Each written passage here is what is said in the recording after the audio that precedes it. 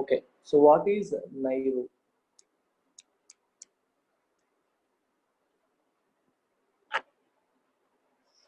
NAIRU full form ante non-accelerating inflation rate of unemployment. Non-accelerating inflation rate of unemployment.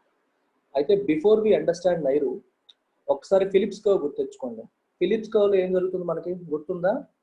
What happens in Phillips curve?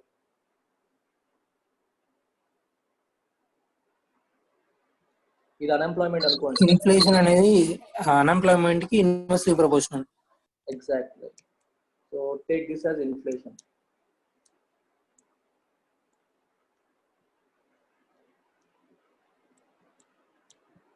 ఇది inflation Y axis, ఇదేమో X axis తీసుకుంటే how are the related? They are inversely proportional. అంతేనా? Inversely proportional కి బొమ్మ ఎలా గీస్తాను చెప్పండి.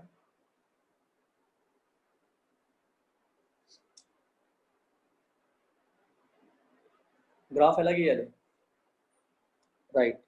So inflation పెరిగే కొద్దీ అన్ఎంప్లాయ్మెంట్ అనేది తగ్గుతుంది.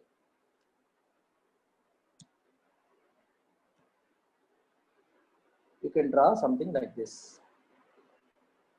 అర్థమవుతుందా? As the inflation goes up, unemployment goes down. Unemployment చూడండి తగ్గిపోతుందా లేదా?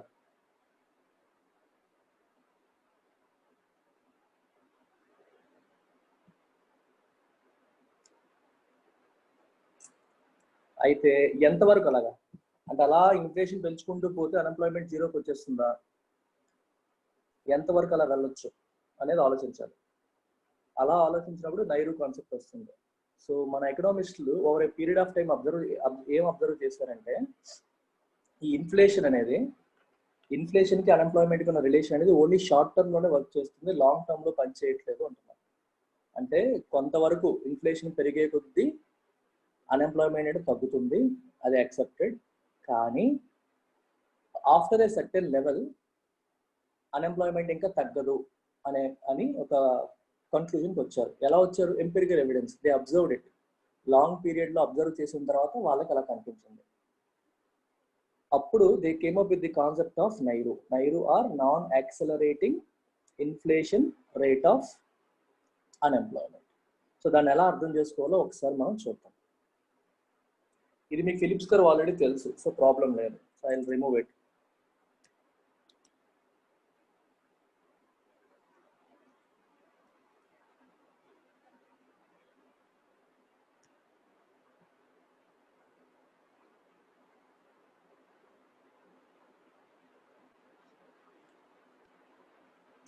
So let's take this as inflation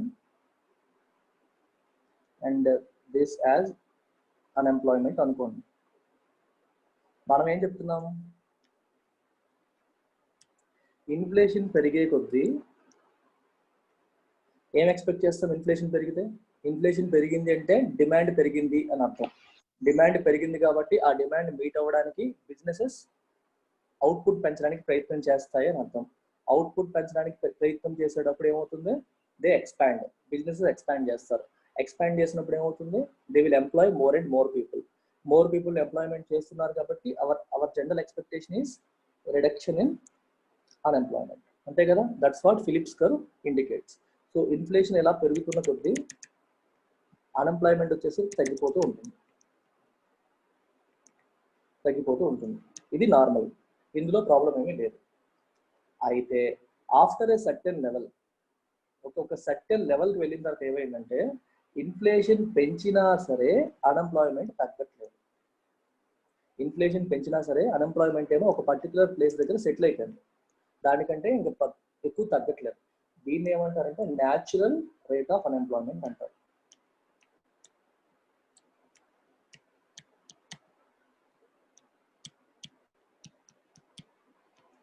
natural rate of unemployment.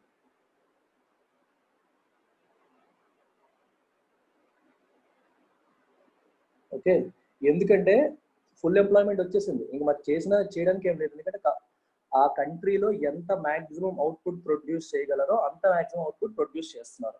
అంటే ఎంతమందిని ఎంప్లాయ్ చేయగలుగుతుందో అంతమందిని ఎంప్లాయ్ చేసేసింది ఎకానమీ. సో ఇంకా మరి ఎంప్లాయ్ చేయడానికి స్కోప్ లేదు. ఒకవేళ అత్యవసరం అయ్యి డిమాండ్ ఇంకా పెరిగింది అనుకోండి, 1 ఎంప్లాయీస్తో ఓవర్ టైం పని చేయిస్తారు తప్ప ఎక్స్ట్రా ఎంప్లాయీస్ని తీసుకోరు. సో పొటెన్షియల్ అవుట్పుట్ ఎంత ఉందో అంత అవుట్పుట్లోకి వచ్చేసారు. మీకు బెస్ట్ ఒక ఎగ్జాంపుల్ తీసుకోండి. ఒక ఇండస్ట్రీకి let's say 100 tons per day produce చేసే కెపాసిటీ ఉంది అనుకోండి. 100 tons పర్ డే ప్రొడ్యూస్ చేసే కెపాసిటీ ఉంది. కానీ బయట డిమాండ్ ఎప్పుడు 100 tons ఉండదు కదా. అంటే వాళ్ళకి మనకి ఎంత కెపాసిటీ ఉన్నా అంతమందిని ఎప్పుడు అంత కూడా ఒకేసారి ప్రొడ్యూస్ చేయడం అనేది జనరల్గా జరగదు. మనం కూడా చూడండి, ఇప్పుడు ఇన్స్టిట్యూట్లో మనకి జూమ్ ఏంటంటే 150 స్టూడెంట్స్ ఒకేసారి క్లాస్ చెప్పే అవకాశం నాకు ఇస్తుంది. కానీ నాకు 150 స్టూడెంట్స్ ఉన్నారా? లేరు. అంటే పొటెన్షియల్ అవుట్పుట్ కంటే తక్కువ అవుట్పుట్ దగ్గర నేను ఆపరేట్ చేస్తున్నట్లు. అలాగే ఈ ఏదన్నా ఇండస్ట్రీ కూడా ఒక రోజుకి ఎంత ప్రొడ్యూస్ చేయగలదో అంతా ప్రొడ్యూస్ చేసేస్తే that is potential output. Potential output ఎంత ఉంటే దాని ప్రకారమే కదా ఎంప్లాయ్మెంట్ తీసుకుంటారు. సో మనకి ఎంత ఈ 100 tons ప్రొడ్యూస్ చేయడానికి ఎంతమంది ఎంప్లాయీస్ అవసరం, మెషినరీ ఉంది, ఎంతమంది ఎంప్లాయీస్ అవసరం, that is full employment. General గా ఇంత ప్రొడక్షన్ కెపాసిటీ ఉన్నప్పటికి కూడా వాళ్ళు 50 tons అవుతుంది అనుకోండి, వాళ్ళ ఎంప్లాయీస్ కూడా తక్కువ మందిని పెట్టుకుంటారు. ఎందుకంటే మనకి కెపాసిటీ ఉన్నప్పటికీ అంత డిమాండ్ బయట లేదు కాబట్టి వాళ్ళు ప్రొడ్యూస్ చేయట్లేదు. సో యాక్చువల్ పొటెన్షియల్ అవుట్పుట్ వచ్చేసరికి ఎంత ఎంప్లాయ్మెంట్ వస్తుందో దట్ ఈస్ ఫుల్ ఎంప్లాయ్మెంట్. అంటే అంతకంటే మరి ఎంప్లాయ్మెంట్ చేయడానికి లేదు. ఒకవేళ మార్కెట్ డిమాండ్ ఇంకా ఎక్కువ ఉన్నా సరే అది టెంపరీ ఫినామినల్ కింద వాళ్ళు తీసుకుంటారు. సో ఏమవుతుంది, వాళ్ళు ఫర్దర్ ఇన్వెస్ట్మెంట్ చేయరు ఎంప్లాయ్మెంట్లో, టెంపరీ కోసం చేయరు. పొటెన్షియల్ అవుట్పుట్ అనేది అంతవరకు వెళ్ళిపోతారు. ఆ లెవెల్లో ఉండే ఎంప్లాయ్మెంట్ ఫుల్ ఎంప్లాయ్మెంట్. అంటే అప్పటికున్న అన్ఎంప్లాయ్మెంట్ అనేది న్యాచురల్, ఇంకా అది మరి తగ్గదు. ఎందుకంటే ఇండస్ట్రీస్ ఇంకా ఫర్దర్ రిక్రూట్మెంట్ చేసుకోవు, ఆ లెవెల్ వరకు వెళ్ళిపోయాక రిక్రూట్మెంట్ చేసుకోవు. కానీ ఇన్ఫ్లేషన్ పెరిగే ఛాన్స్ ఉందా? పెరుగుతుంది. ఎందుకంటే అవుట్పుట్ మార్కెట్ డిమాండ్ ఎక్కువ చేస్తున్న కొద్దీ ఇన్ఫ్లేషన్ పెరిగిపోతూ ఉంటుంది. కానీ ఎంప్లాయ్మెంట్ పెరుగుతుందా? పెరగదు. ఎంప్లాయ్మెంట్ ఒక లెవెల్కి వెళ్ళి స్టక్ అయిపోతుంది. ఆ లెవెల్ని మనం ఏమంటాం? న్యాచురల్ రేట్ ఆఫ్ అన్ఎంప్లాయ్మెంట్ అని అంటాం. అయితే ఆ టైంలో and that same level is also called non-accelerating inflation rate of unemployment. అంటే నైరు is that level of unemployment which is consistent with the constant rate of inflation. అంటే ఆ ఇన్ఫ్లేషన్ కి ఆ ఎంప్లాయ్మెంట్ అనేది, ఆ అన్ఎంప్లాయ్మెంట్ అనేది కన్సిస్టెంట్. ఇంకా ఫర్దర్ ఇన్ఫ్లేషన్ పెరిగినా సరే అది తగ్గదు. సో అది మనం గవర్నమెంట్స్ అబ్జర్వ్ చేస్తాయి. ఆ లింక్ బిట్వీన్ దీస్ టూ అనేది అబ్జర్వ్ చేసి they devise their monetary and fiscal policies. అంటే NAIRU is the lowest unemployment rate that an economy can sustain without any upward pressure on inflation rate అని అర్థం చేసుకోవచ్చు. అర్థమైందా? కాలేదా? కాకపోతే కాలేదని చెప్పండి, అయిందని చెప్పదండి. ఎంతవరకు అర్థమైంది?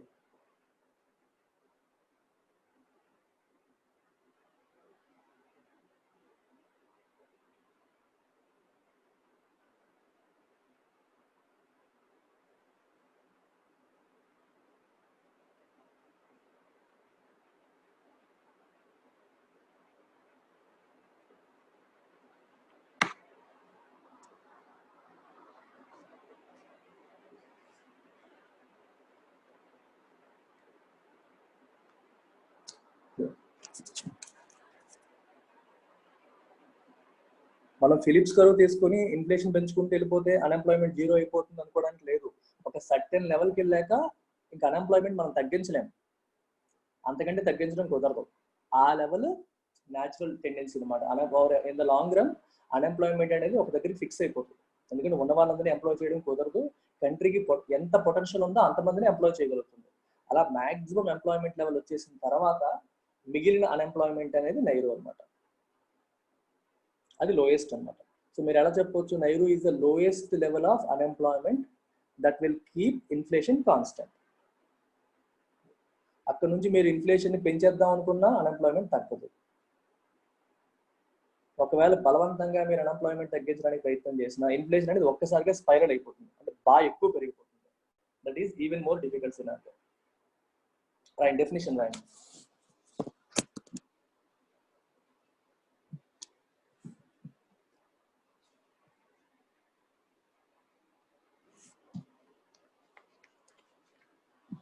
By the early 1960s,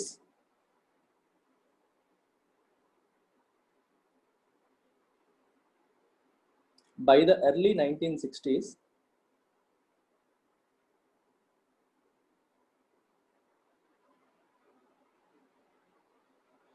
countries around the world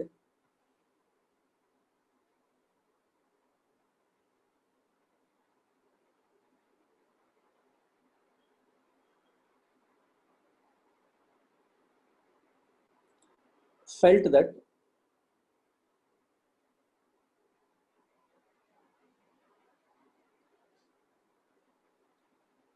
unemployment could be unemployment could be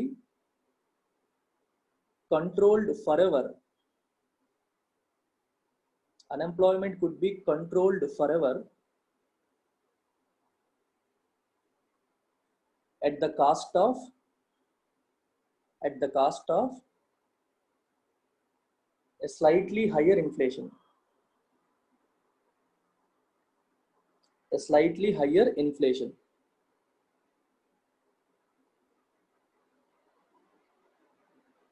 And they felt it could be reduced permanently.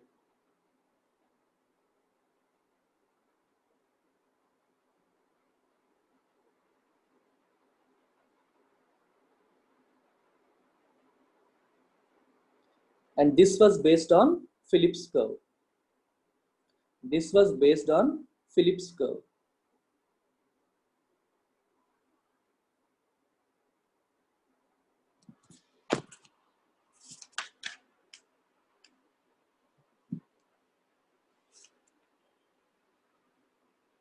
The central banks of the developed countries, the central banks of the developed countries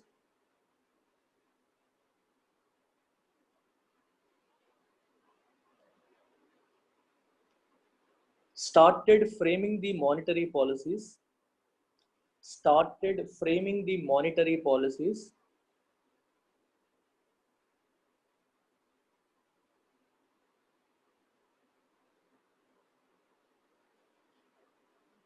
mixing the trade-off between trade-off TRADEOFF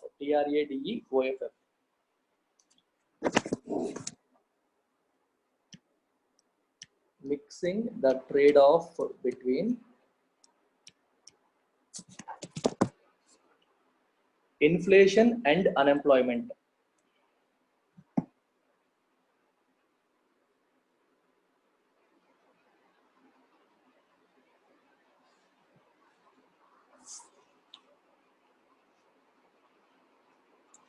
By the late 1960s, by the late 1960s,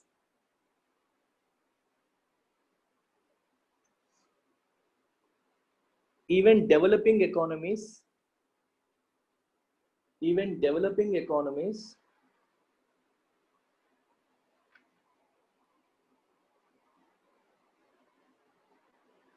started implementing this idea.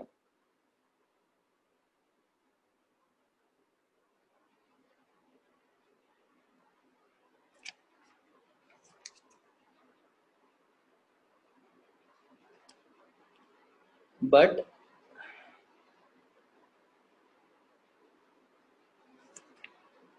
the results were confusing. The results were confusing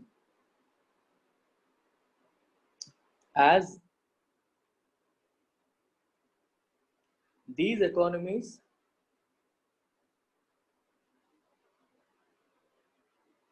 had to fight had to fight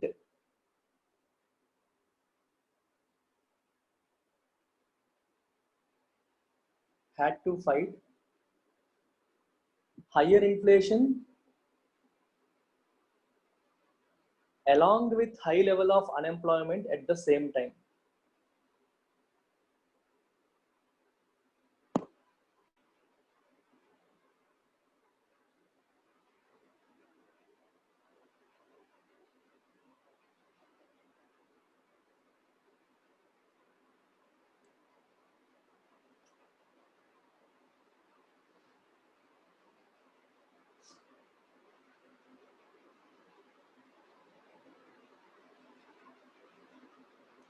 Okay.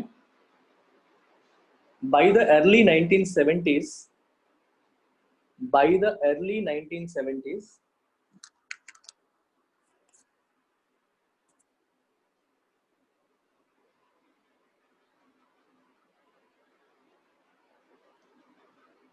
two American economists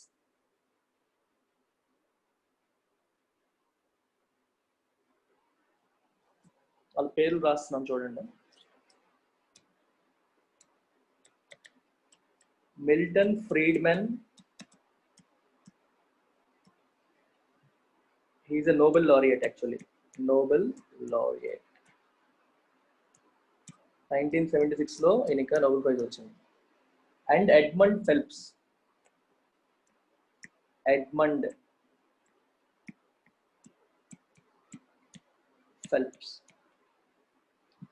challenged the idea of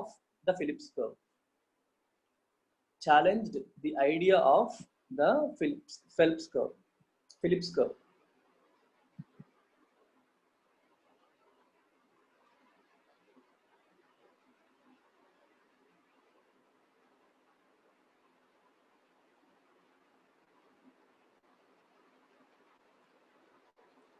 According to them,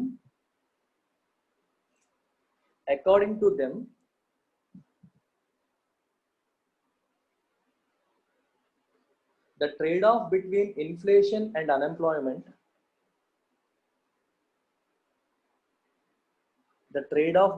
inflation and unemployment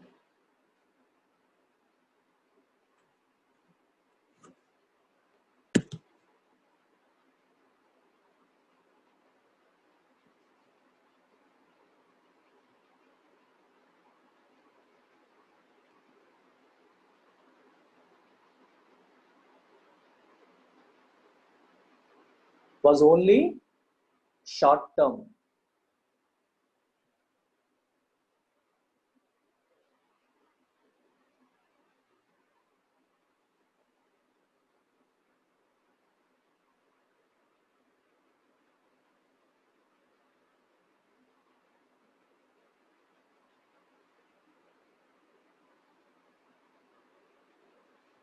ఇక్కడ వాళ్ళు ఏమంటున్నారంటే వీళ్ళిద్దరు ఎకనామిస్టులు ఒకటి ఆలోచించండి.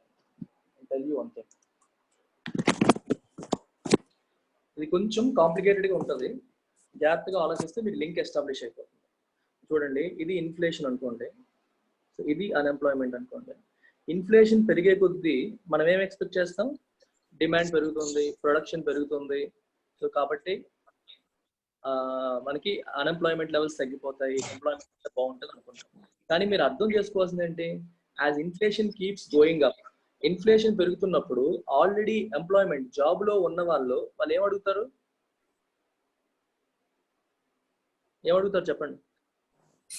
Salary పెంచమని అడుగుతారు, అంతే కదా? ఎందుకు? మాకు ఖర్చులు అయిపోతున్నాయి, బయట ధరలు మండిపోతున్నాయి, మీరు సేమ్ శాలరీస్ ఇస్తే ఎలాగా అని చెప్పి అడగడం మొదలు పెడతారు.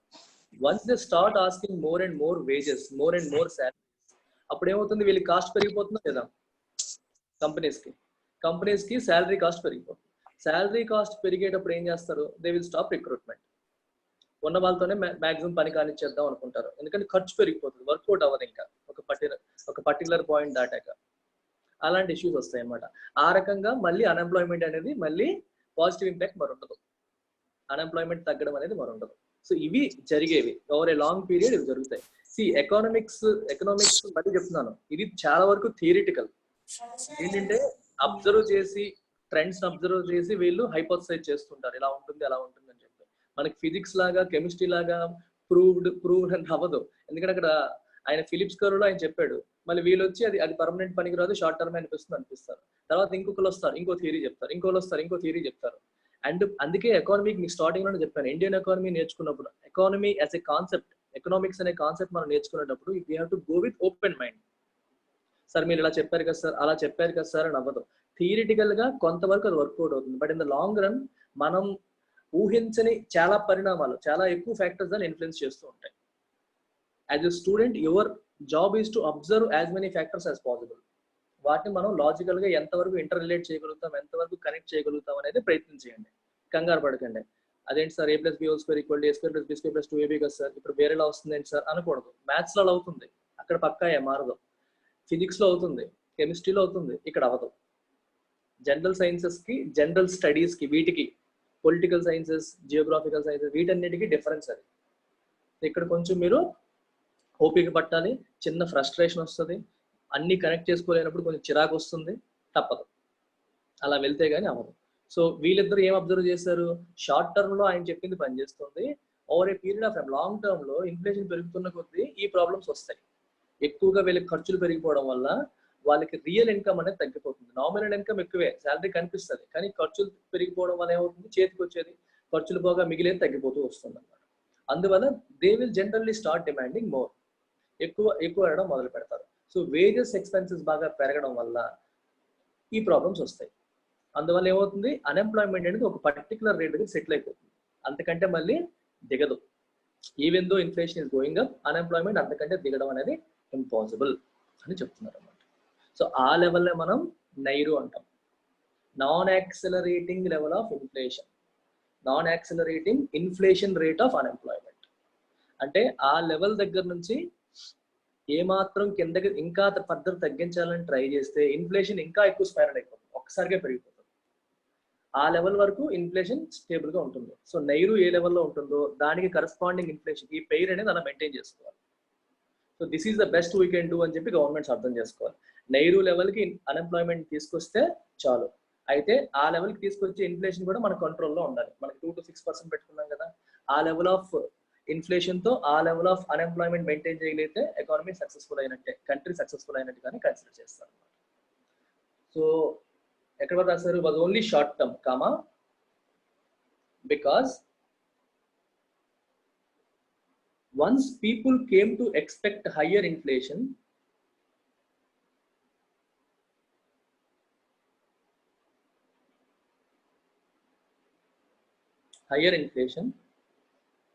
they started demanding higher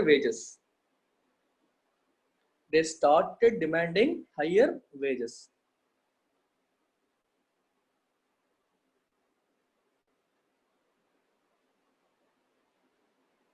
And thus unemployment will rise back to its natural rate. Unemployment will rise back to its natural rate. Natural rate ki bracket lo rayandi, definition entane. Natural rate in bracket lo, the unemployment rate that occurs at full employment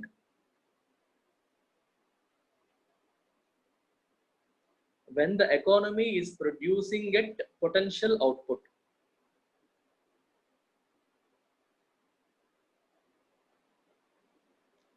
comma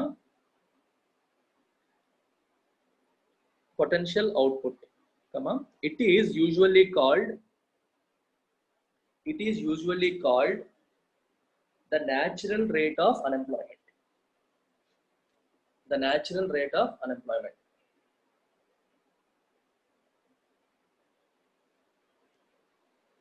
Bracket close చేసాను.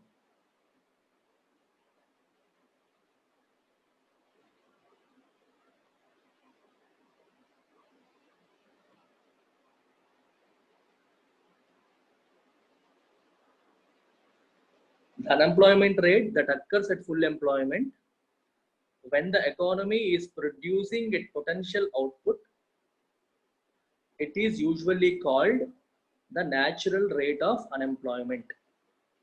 Potential output దగ్గర comma పెట్టుకోండి. It is usually called the natural rate of unemployment.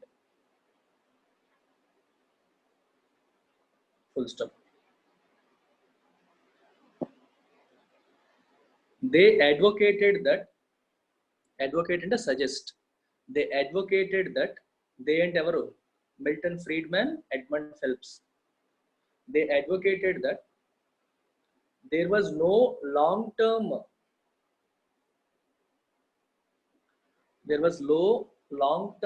trade off, అంటే ఒకటి పెరిగితే ఇంకోటి తగ్గిపోతుంది అనేది long term లో పనిచేయదు. There was no long term trade off between Inflation and unemployment.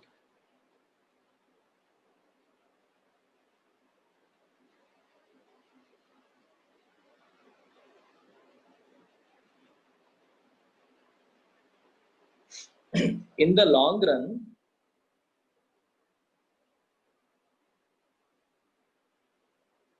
only monetary policy can influence inflation.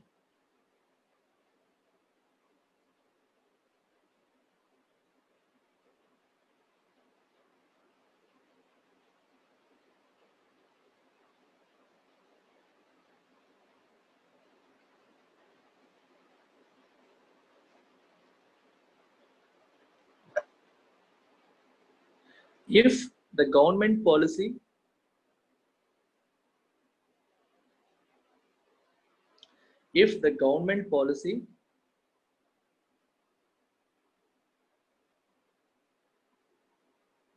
tries to hold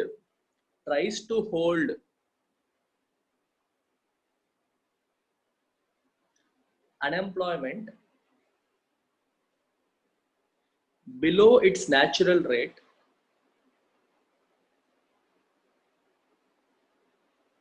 okay ఇక్కడ ఆపుతాను. Concept ఏంటో చెప్తాను చూడండి.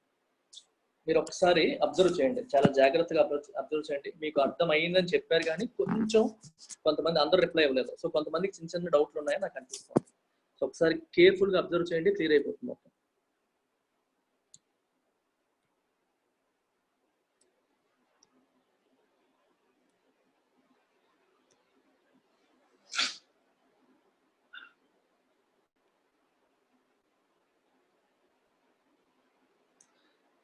సి ఇదేమో ఇండస్ట్రీ అనుకోండి, box, this box take it as industry.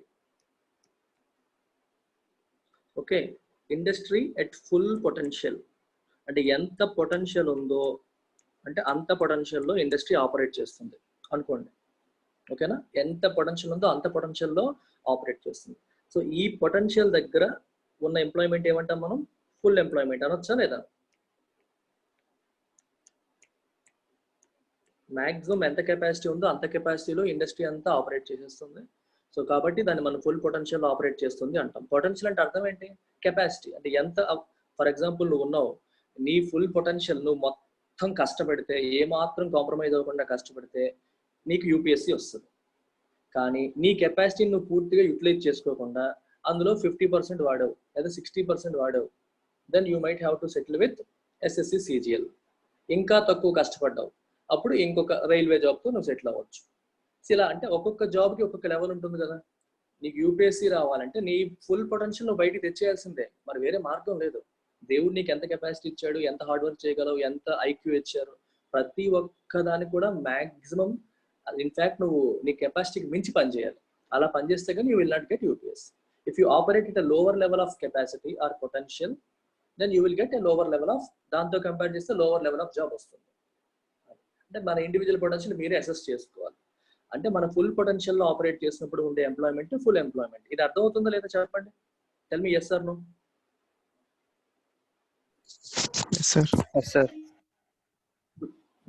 అందరికి చూడండి, ఇండస్ట్రీలో 50% పనిచేస్తుంది అనుకోండి, వాళ్ళు ఫుల్ వర్కర్ని పెట్టుకుని ఏం చేస్తారు? ఇప్పుడు మారుతి చూడండి, లాక్డౌన్ వల్ల కార్ల సేల్స్ బాగా పడిపోయాయి.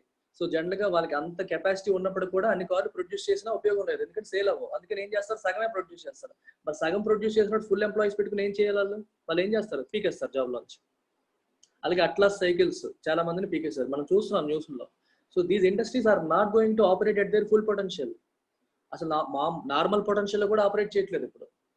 They are operating at lower potential than they can. అందువల్ల ఏమవుతుంది? There will be a huge layoffs. Maximum potential లో ఆపరేట్ చేసినప్పుడు మాక్సిమం నెంబర్ ఆఫ్ పీపుల్ కి ఎంప్లాయ్మెంట్ ఇవ్వగలరు, and that is your full employment.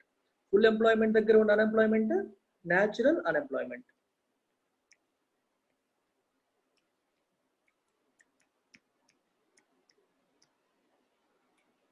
ఇక్కడ వరకు అర్థమైంది కదా. ఇప్పుడు మన గవర్నమెంట్ కి ఆశ ఎక్కువైంది అనుకుందాం. Let's understand. న్యాచురల్ అన్ఎంప్లాయ్మెంట్ కాదు, అసలు ఇంకా తగ్గిపోవాలి అన్ఎంప్లాయ్మెంట్. ఎలక్షన్ దగ్గరలో ఉన్నాయి, నాకు పూర్తిగా నిరుద్యోగం అనేది అసలు దేశంలో ఉండకూడదు అని చెప్పి గవర్నమెంట్ ఏం చేసిందంటే, అంటే పొటెన్షియల్ అవుట్పుట్ కి మించి గవర్నమెంట్ స్పెండింగ్ చేసింది. విపరీతంగా స్పెండ్ చేసి ఇంకా ఎక్కువ మందికి ఎంప్లాయ్మెంట్ వచ్చేలాగా చేసింది అనుకోండి. అనుకున్నప్పుడు ఏమవుతుంది, there'll be more and more people having money, ఇంకా ఎక్కువ మంది దగ్గర మనీ వచ్చేస్తుంది. కానీ మనం ప్రొడ్యూస్ చేస్తున్న అవుట్పుట్ సేమే ఉంది కదా, ఫుల్ పొటెన్షియల్ ఆపరేట్ చేస్తున్నాం. Goods and services which are being produced are same, constant, అది మారదు. కానీ more people have income now. అంటే ఈ పొటెన్షియల్ తగ్గట్టు ఎంప్లాయ్మెంట్ ఉంటే ఒక రకం, పొటెన్షియల్ ఇంతే ఉంది మారలేదు అంటే output goods and services produced in the country are same. కానీ ఎక్కువ మందికి అన్ఎంప్లాయ్మెంట్ ఇంకా తగ్గిపోయి ఎక్కువ మందికి ఎంప్లాయ్మెంట్ వచ్చింది అనుకోండి. ఇంతకు ముందు లెట్స్ సే ముగ్గురు ఎంప్లాయిడ్ అనుకోండి, ఈ ముగ్గురు ఈ గుడ్స్ అండ్ సర్వీసెస్ ని చేజ్ చేస్తారు. చేజ్ చేయడం అంటే అర్థం ఏంటి, వీళ్ళ దగ్గర ఉన్న డబ్బులతో వాళ్ళని కొనడానికి ట్రై చేస్తారు. ఇప్పుడు ఇంకా ఫర్దర్ తగ్గించేసరికి ఎక్కువ మంది అయిపోతారు. లెట్స్ సే 5గురు వచ్చి గుడ్స్ అండ్ సర్వీసెస్ కొనడానికి ట్రై చేస్తున్నారు. సప్లై ఏమో మారలేదు, కానీ డిమాండ్ పెరిగిపోయింది. డిమాండ్ పెరగడం వల్ల ఏమవుతుంది, ఇన్ఫ్లేషన్ ఒక్కసారిగా స్పైరల్ అయిపోతుంది, బాగా ఎక్కువైపోతుంది, యాక్సలరేట్ అయిపోతుంది అన్నమాట. అందుకనే మనం న్యాచురల్ లెవెల్ ఆఫ్ అన్ఎంప్లాయ్మెంట్ కంటే కిందకి తేడానికి ట్రై చేయకూడదు. అన్ఎంప్లాయ్మెంట్ దానికంటే కిందకి తేడానికి ట్రై చేసామంటే ఇన్ఫ్లేషన్ ఒక్కసారిగా యాక్సలరేట్ అయిపోతుంది. ఈ పాయింట్ అర్థమైందా? This is very important. అర్థం కాకపోతే రిపీట్ చేస్తాను. డెఫినేషన్ చెప్పినంత ఈజీ కాదు ఇది. నిన్న ఇంత డీటెయిల్డ్ గా నాకు ఫ్లో రాలేదు, అందుకే ఆగిపోయాను. ఇవాళ మళ్ళీ కవర్ చేయడానికి కారణం అదే.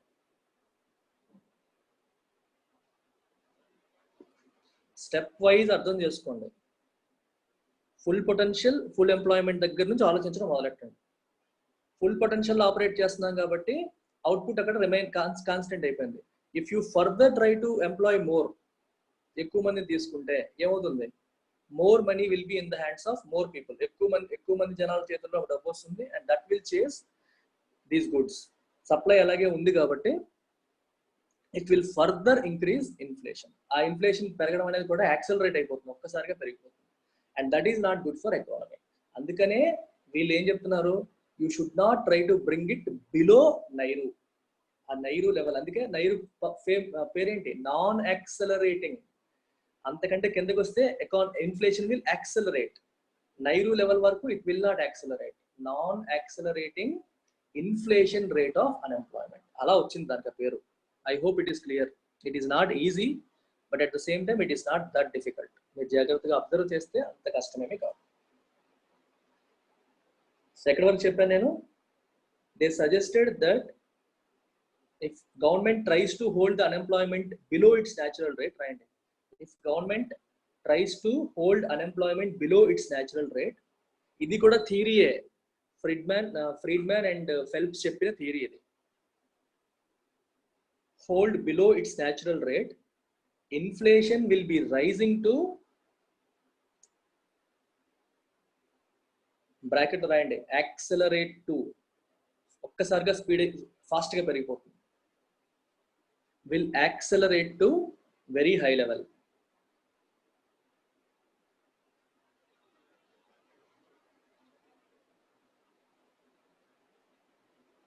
And hence this natural rate of unemployment is called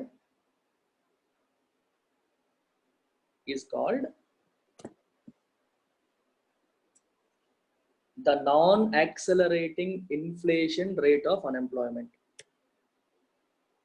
Non-accelerating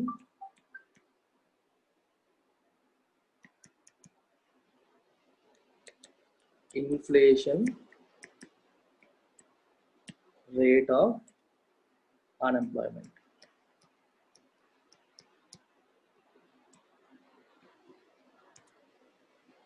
bracket లో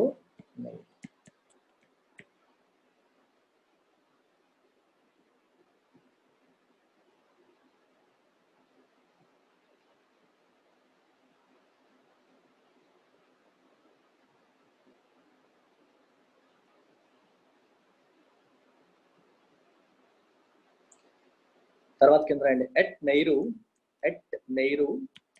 నైరు దగ్గర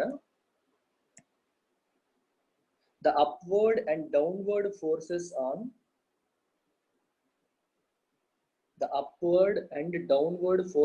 on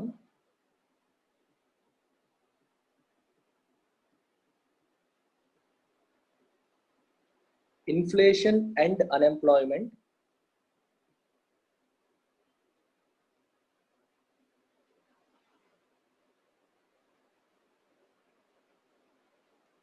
neutralize each other. Neutralize each other.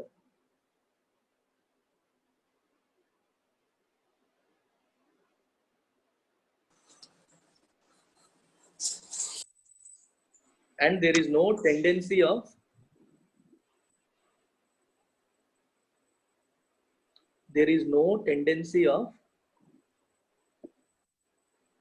change in the rate of inflation. No tendency of change in the rate of inflation.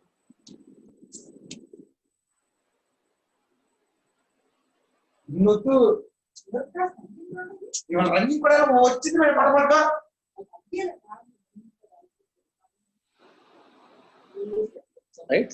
We can say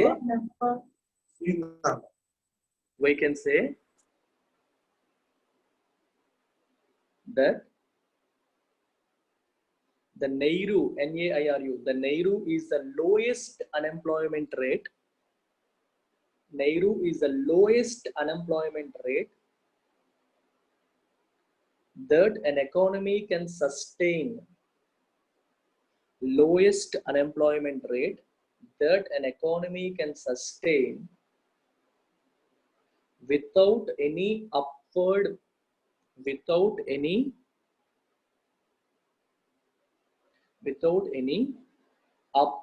pressure on inflation rate. Without any upward pressure on inflation rate. అక్కడ balance అవుతాయి రెండు. So countries దానికోసం try చేయాలి.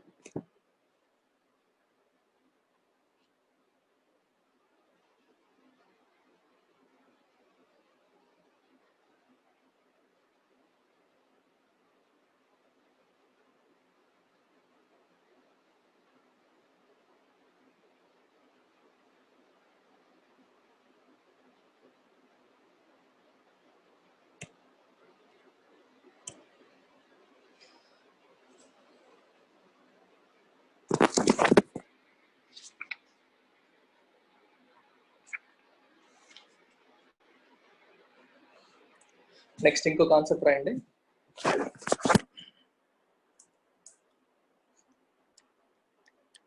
నైరు అయిపోయింది. Next concept inflation tax.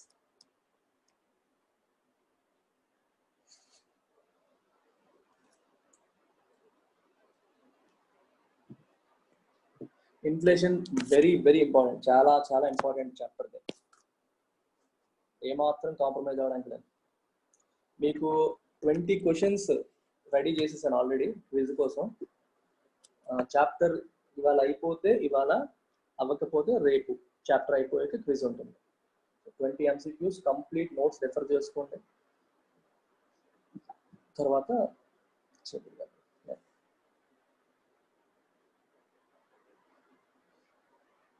Inflation tax అంటే అర్థం ఏంటి?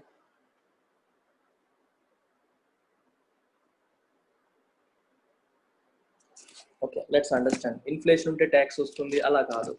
General గా మనకి తెలిసిన నాలెడ్జ్ ప్రకారం ఇన్ఫ్లేషన్ దేని వల్ల వస్తుంది? హయ్యర్ డిమాండ్ వల్ల. మనకి తెలిసిన ఇంకొక విషయం ఏంటి?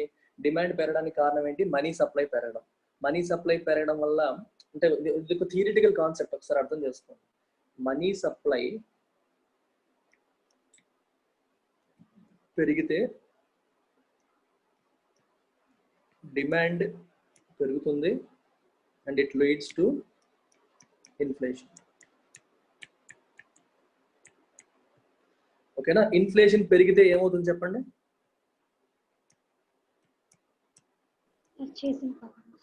పర్చేసింగ్ పవర్ ఏమవుతుంది? డిక్రీజ్.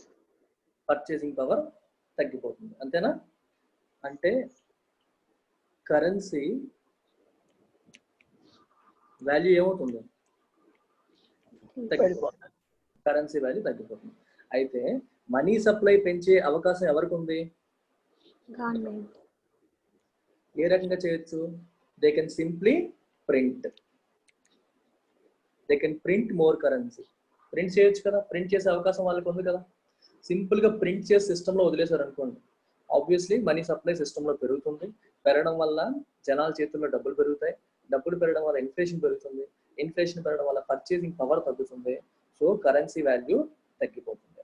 ఇది ఈ సిచ్యువేషన్ మీకు అర్థమైంది కదా. ఇప్పుడు సుస్మిత ఏమో వాళ్ళ నాన్న ఒక 1000 రూపీస్ లాస్ట్ టైం తన బర్త్డేకి ఇచ్చారు. అవి ఏమాత్రం ఖర్చు పెట్టకుండా ఎప్పటికైనా పనికి వస్తాయని జాగ్రత్తగా బీరువాలో పెట్టి దాచుకుంటాం. 1 year అయిన తర్వాత కూడా 1000 లాగే ఉండిపోయింది. ఎందుకంటే బ్యాంకులో వేయలేదు, ఎక్కడ ఇన్వెస్ట్ చేయలేదు, ఏది కొనలేదు కూడా. మనీని యాజ్ ఇట్ ఈజ్ గా మనీ రూపంలోనే దాచిపెట్టుకుంది. సో దాచిపెట్టుకోవడం వల్ల ఏమైంది? ఇన్ఫ్లేషన్ పెరిగింది, కరెన్సీ వాల్యూ పడిపోయింది, పర్చేసింగ్ పవర్ తగ్గిపోయింది. అర్థమైందా? వీటన్నిటికీ కారణం ఎవరు? గవర్నమెంట్. అంటే ఒక ఎగ్జాంపుల్ తీసుకున్నాను, మనీ సప్లై పెరగడం వల్ల అనుకుంటే ఇలా వస్తుంది అనమాట. దీనికి కారణం ఎవరు? గవర్నమెంట్. దీనివల్ల నష్టపోయింది ఎవరు? సుస్మిత. సుస్మిత నష్టపోయిందా లేదా? గవర్నమెంట్ ఏమో ప్రింటింగ్ చేసేసింది, సప్లై పెంచింది, డిమాండ్ పెరిగిపోయింది, ఇన్ఫ్లేషన్ పెరిగిపోయింది, పర్చేసింగ్ పవర్ తగ్గిపోయింది, దాని కరెన్సీ వాల్యూ తగ్గిపోయింది. సో సుస్మిత నష్టపోయిందా లేదా? ఒక్క రకంగా లాభపడింది గవర్నమెంట్, నష్టపోయింది సుస్మిత.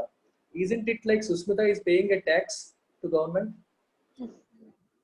యాక్చువల్గా తను పే చేయట్లేదు, కానీ ట్యాక్స్ పే చేస్తున్నట్టే కదా. తన వాల్యూ తగ్గిపోయింది కదా, కరెన్సీ యొక్క పవర్ తగ్గిపోయింది కదా, దానికి ఇండైరెక్ట్ గా గవర్నమెంట్ కారణం అయింది కదా. గవర్నమెంట్కి ఒక రకంగా తను ట్యాక్స్ కడుతున్నట్టే కదా. ఆ కాన్సెప్ట్ నుంచి వచ్చిన పదమే inflation tax. Is it clear? Is a theoretical concept. ఇలా జరిగిపోతుందా అంటే జరగదు, కానీ ఇలా కూడా జరుగుతుంది కదా. ఇలా జరిగినప్పుడు ఈ సిచ్యువేషన్ వస్తుంది. వెన్ ఎవర్ గవర్నమెంట్, ఇప్పుడు మనం నేను హిందూ అనాలిసిస్ చదివారా, చూసారా, చూడలేదా? నైట్ పెట్టాను వీడియో, చూసాను. ఫుల్ గా చూడాలి, ఆర్టికల్ చదవాలి. మొత్తం ఆర్టికల్ లైన్ బై లైన్ చెప్పడం అక్కడ అవ్వదు. ఆర్టికల్ యొక్క సారాంశం మాత్రమే చెప్పడం అవుతుంది. అందులో ఓన్లీ సమ్మరీ చెప్తాను. డీటెయిల్డ్ గా ఆర్టికల్ మీరు చదివి తర్వాత వినండి, ఓకేనా? ఫోన్ అట్లీస్ట్ నేను చెప్తున్నప్పుడైనా నేను ఆర్టికల్స్ డిస్ప్లే చేస్తాను స్టార్టింగ్ లో, అప్పుడైనా వీడియో చూడద్దు, ఫస్ట్ ఆర్టికల్ చదవండి, ఓన్ గా చదవండి. చదివిన తర్వాత దాని యొక్క జిస్ట్ అనేది నేను అక్కడ వీడియో రూపంలో చెప్తున్నాను, అప్పుడు చూడండి, అర్థమవుతుంది. అందులో అక్కడ ఆథర్ ఏం చెప్తున్నాడు? మానిటైజ్ చేసేయండి అంటున్నాడు. అంటే ప్రింట్ కొట్టేయండి అంటున్నాడు. ప్రింట్ కొట్టండి, లేకపోతే ఎలక్ట్రానిక్ ఎంట్రీ క్రియేట్ చేసేయండి, ప్రభుత్వం చేతిలో మనీ సప్లై పెంచండి అంటారు. మనీ సప్లై పెంచితే ఏమవుతుంది? This thing will happen. General గా దిస్ థింగ్ విల్ హ్యాపెన్. ఆయన ఆర్గ్యుమెంట్ ఏంటి? డిమాండ్ లెవెల్ ఆల్రెడీ బాగా తక్కువ ఉంది కాబట్టి అది పెద్ద సమస్య కాదు. ఇన్ఫాక్ట్ అసలు యూఎస్ లో ఎలా ఉందంటే they are looking at deflation. Inflation కాదు కదా, డిఫ్లేషన్ వచ్చే పరిస్థితి కనిపిస్తుంది యూఎస్ లో. ప్రైసెస్ తగ్గిపోతున్నాయి, డిమాండ్ తగ్గిపోయింది, అగ్రిగేట్ డిమాండ్ బాగా తగ్గిపోయింది. సో అందువల్ల ఒకవేళ మానిటైజ్ చేసినా దానివల్ల పెద్దగా నష్టం ఉండకపోవచ్చు అని ఎకనామిస్ట్ అంటున్నారు. నేను ఆర్టికల్ యొక్క సారాంశం. జనరల్ గా మనీ సప్లై పెంచకూడదు అనేది మన థియరిటికల్ కాన్సెప్ట్. పెంచడం వల్ల ఇన్ఫ్లేషనరీ ప్రెజర్స్ వస్తాయి, కానీ ఓవరాల్ డిమాండ్ అంత తక్కువగా ఉన్నప్పుడు, అసలు ఇన్ఫ్లేషన్ అనేది చాలా తక్కువ, జీరోలో ఉన్నప్పుడు ఎలా వస్తుంది? అందువల్ల సో అలా ప్రింట్ చేయడం అనేది తప్పు కాదు.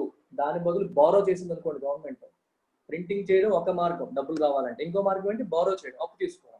అప్పు తీసుకోవాలంటే ఆల్రెడీ అప్పులు చాలా ఎక్కువ ఉన్నాయి. Public debt to GDP ratio is already very high. ఇంకా అప్పు తీసుకుందని కూడా అది ఇంకా పెరిగిపోతుంది. And Moody's rating agencies consider చేసే ఫ్యాక్టర్స్ లో అది ఒకటి. డెట్ లెవెల్ ఎక్కువగా ఉంటే వాళ్ళు ఇష్టపడరు. వాళ్ళనే కాదు, ఎవరు ఇష్టపడరు. మనమైనా అంతే, మన దగ్గర ఎవరు అప్పు తీసుకోవడానికి వచ్చారు, వాళ్ళకి ఆల్రెడీ పేపర్లో తప్పులు ఉన్నాయంటే మనం ఇవ్వడానికి ఇష్టపడతామా? నేను అందుకే చెప్తాను, రియల్ లైఫ్ ఎగ్జాంపుల్ చెప్పడానికి కారణం అదే. మూడీస్కి ఇష్టపడడం ఏంటి? ఎవరికి ఇష్టం ఉండదు. అప్పుడు ఎక్కువగా ఉండే వాళ్ళకి ఇవ్వాలని ఎవరు అనుకో. As simple as that. ఎందుకంటే కంపెనీకి ఆ పొటెన్షియల్ ఉందా, అంత కెపాసిటీ ఉందా, లేనప్పుడు ఎందుకు అంత చేయాలి అన్నట్టుగా ఉంటారు. సో ఫిజికల్ ప్రుడెన్స్ అనేది ఫాలో అవ్వాలి, జాగ్రత్తగా మెయింటైన్ చేయాలి ఫినాన్సెస్ అని చెప్పి అంటారు. సో ఇలాంటివి వస్తాయి. అందుకని విపరీతమైన బారోయింగ్ కూడా మంచిది కాదు. ఈ టైంలో బారోయింగ్ కంటే ఇలా చేయడమే బెటర్ థింగ్ అని చెప్పి నేను ఆర్టికల్లో ఆయన ఆర్గ్యూ చేశారు. C as an individual sir, నేను ఎగ్జామ్లో వస్తే మేమేం రాయాలని చెప్పి మీరు అడగకూడదు, ఎందుకంటే అది మీరు ఆలోచించి రాయాలి. So unit to build opinions. రెండు వైపుల ఆర్టికల్స్ చదువుతూ ఉండాలి, మీ లాజిక్తో మీరు ఆలోచించాలి. మీ లాజిక్తో మీరు ఆలోచించి రాసినప్పుడు బెస్ట్ ఆప్షన్ వస్తుంది బయటికి. ఐడియల్గా ప్రోస్ అండ్ కాన్స్ రెండు రాయాలి, కన్క్లూజన్ ఇవ్వాలి. ఓకేనా? దిస్ ఇస్ ఇన్ఫ్లేషన్ ట్యాక్స్, రాసుకోండి.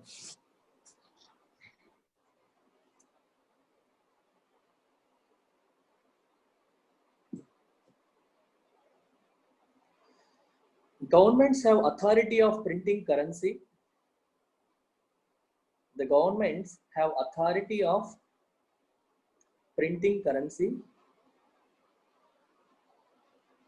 and circulating it into the economy.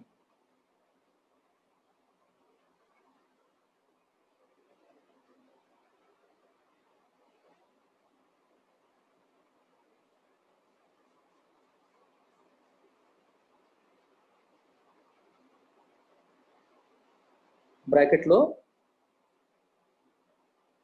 as they do in the case of deficit financing. As they do in the case of deficit financing. Deficit financing అంటే అర్థం ఏంటి?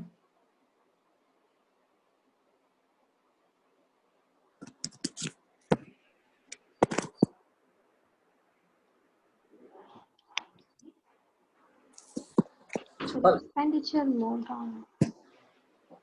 What is deficit financing? ఇవన్నీ మీకు complicated గా కనిపిస్తాయి, చాలా easy పదాలు. చూడండి, డెఫిసిట్ ఫినాన్సింగ్. రివర్స్ లో చదవండి, రివర్స్ లో చదవండి. Financing the deficit. డెఫిసిట్ అంటే అర్థం ఏంటి? Expenditure minus revenue. రెవెన్యూ కంటే ఎక్స్పెండిచర్ ఎక్కువ ఉంటే అప్పుడు ఏమవుతుంది? డెఫిసిట్ వస్తుంది. మరి డెఫిసిట్ భర్తీ చేయడానికి ఏం చేయాలి? ఫినాన్స్ చేయాలి. ఎలా ఫినాన్స్ చేస్తారు? It could be either through borrowing or through monetizing. Monetising అంటే ప్రింటింగ్ చేయడం కానీ, ఎలక్ట్రానికల్ గా సిస్టమ్ లో గవర్నమెంట్ అకౌంట్ లో మనీ క్రియేట్ చేసేయడం కానీ. బారోయింగ్ అంటే అప్పు తీసుకో. అర్థమవుతుందా? డెఫిసిట్ ఫినాన్స్ కోసం చాలా వరకు మానిటైజింగ్ ఆప్షన్ కూడా కంట్రీస్ ఎంచుకుంటాయి. కానీ 1997 నుంచి ఇండియా ఆ పని చేయట్లేదు. అదొక బ్యాడ్ ప్రాక్టీస్ అని చెప్పి ఆపేశారు. ఇన్ఫ్లేషన్ కి దారి తీస్తుంది అనవసరంగా అని చెప్పి 1997 నుంచి government took a decision not to resort to monetization of deficit. అవసరమైతే దే ఆర్ టేకింగ్, ఇలా బారో చేసుకుంటున్నారు ప్రజల దగ్గర బాండ్స్ ఇష్యూ చేసి, తప్పితే దే ఆర్ నాట్ మానిటైజింగ్. అందుకే ఇప్పటికి కూడా ఇండియన్ గవర్నమెంట్ ఈజ్ రిలక్టెంట్. అంటే ఈ రోజు మనకి అవసరం అని చెప్పి పని చేస్తాం, కానీ ఆ తర్వాత అది అలవాటు అయిపోతుంది. బ్యాడ్ హ్యాబిట్ అది. ఈ రోజు పరిస్థితులు బాగాలేక మనం చేస్తాం, ఇంకా అలవాటు అయిపోయి ఎప్పుడు గవర్నమెంట్కి విచ్చలవిడితనం అనేది వస్తుంది. ఏముంది, డెఫిసిట్ వస్తే చాలు మానిటైజ్ చేసేద్దాం అనే ఆలోచనలు వస్తాయి. And that will lead to a spiral. విపరీతంగా మనీ సప్లై సిస్టమ్ లో పెరిగిపోయి ఫారెన్ ఎక్స్చేంజ్ క్రైసిస్ కి దారి తీయచ్చు. హై ఇన్ఫ్లేషన్ ప్రెజర్స్, మనకి హైపర్ ఇన్ఫ్లేషన్ వరకు వెళ్ళదు కానీ గ్యాలోపింగ్ ఇన్ఫ్లేషన్ వెళ్ళే ఛాన్సెస్ ఉంటాయి. సో ఇలాంటి ప్రాబ్లమ్స్ మనకి క్రీపింగ్ తర్వాత ట్రాటింగ్ ఉంది కదా, ట్రాటింగ్ ఇన్ఫ్లేషన్ కి, గ్యాలోపింగ్ కి వెళ్ళే అవకాశాలు కూడా వచ్చేస్తాయి. అందుకని గవర్నమెంట్స్ ఎప్పుడు భయపడతాయి మానిటైజ్ చేయడానికి. They always rely on borrowing. కానీ బారోయింగ్ చేసే సమస్య ఏంటి? రేటింగ్ పడిపోతుంది. రేటింగ్ పడిపోతే సమస్య ఏంటి చెప్పాను నేను. సుస్మిత చెప్పు. What happens if the rating goes below BAA3? అంటే నాన్ ఇన్వెస్ట్మెంట్ గ్రేడ్ లో, ఇన్వెస్ట్మెంట్ గ్రేడ్ అంటే అప్ టు BAA3 వరకే కదా సార్. ఆ ఒక పాయింట్ కానీ పడిపోతే ఇంకా నాన్ ఇన్వెస్ట్మెంట్ గ్రేడ్ లోకి వెళ్ళిపోతుంది సార్. అప్పుడు ఎవరు ఇన్వెస్ట్ చేయరు కదా సార్, హై రిస్క్ అని చెప్పి. Right. And so monetising is the better option. And borrow చేస్తే మీరు చెప్పినట్టు public debt to GDP ratio కూడా ఇంక్రీజ్ అవుతుంది కాబట్టి అది బెటర్ ఆప్షన్ కాదు. So monetising is the only way అని చెప్పారు. రైట్. దానివల్ల ప్రాబ్లమ్స్ అవన్నీ. ఎగ్జాక్ట్లీ. అంటే మనం ప్రెసెంట్ ఉన్న సిచ్యువేషన్ లో ఇంకా ఫర్దర్ బారోయింగ్ చేయడం వల్ల ఈ సమస్యలు అనేవి వస్తాయి. ఆ సమస్యలు రావడం వల్ల గ్రేడింగ్ ఇంకా పడిపోవచ్చు. పడిపోతే non investment grade, junk grade లోకి మనం వెళ్ళిపోవచ్చు. జంక్ లోకి వెళ్ళిపోయామంటే ఇంక అంతే, ఎవరు ఫారిన్ ఇన్వెస్టర్స్ ఇన్వెస్ట్ చేయరు, ఉన్నవి కూడా అమ్మేస్తారు. ఒక్కసారిగా స్టాక్ మార్కెట్ లోను, బాండ్ మార్కెట్ లోను ఇండియన్ బాండ్స్ ఫారిన్ కంపెనీస్ ఉన్నాయనుకోండి, they select Indian stocks, Indian company stocks అమ్మేస్తారు. ఒక్కసారిగా స్టాక్ మార్కెట్స్, బాండ్ మార్కెట్స్ రెండు కూడా ఎఫెక్ట్ అవుతాయి. అండ్ రూపీ మీద ప్రెషర్ పడుతుంది. ఇవన్నీ ఫారిన్ కంపెనీస్ అవి ఏం చేస్తాయి, అమ్మిన తర్వాత వచ్చిన రూపాయలు ఉంచుకోరు కదా, they will sell rupees in the foreign exchange market. ఒకేసారికి రూపీకి సెల్లింగ్ ప్రెషర్ పెరిగి డాలర్తో చూసుకుంటే రూపీ మార్కెట్ విలువ పడిపోతుంది. ఇలాంటి ప్రాబ్లమ్స్ కూడా మనకి వస్తాయి అన్నమాట. As they do in the case of deficit financing. Comma పెట్టండి. This act functions as an income to the governments.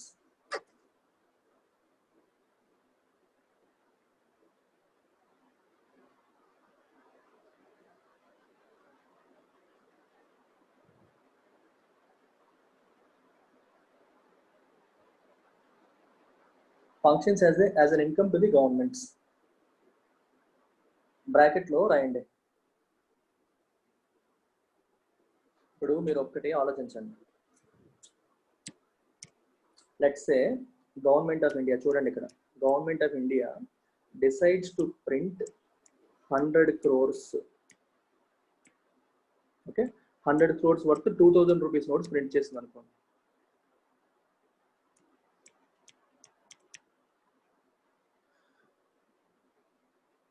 So ఈ ఓవరాల్ ప్రింటింగ్ కి గవర్నమెంట్ కి లెట్స్ సే 10 crores ఖర్చు అయింది అనుకోండి. ఎక్స్పెండిచర్, ప్రింటింగ్ ఎక్స్పెండిచర్, ఇంక్ కి పేపర్ కి ప్రింటింగ్ ఎక్స్పెండిచర్ 10 crores అయింది అనుకోండి. సో గవర్నమెంట్ కి దాని ఇన్కమ్, దాని వాల్యూ ఎంత? 2000 crores. ఫేస్ వాల్యూ అంతే కదా. ఈ రెండింటి మధ్య డిఫరెన్సే ఇన్కమ్ గవర్నమెంట్. ప్రింటింగ్ ద్వారా గవర్నమెంట్కి ఇన్కమ్ వచ్చినట్టే కదా. ఈ ఇన్కమ్కి ఒక పేరు ఉంది. ఆ పేరు ఏంటో తెలుసా?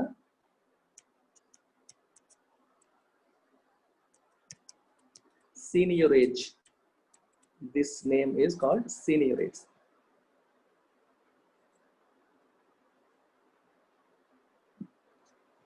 అర్థమైందా? ఇన్కమ్ టు ది గవర్నమెంట్ అని రాసి కింద రాయండి. The difference between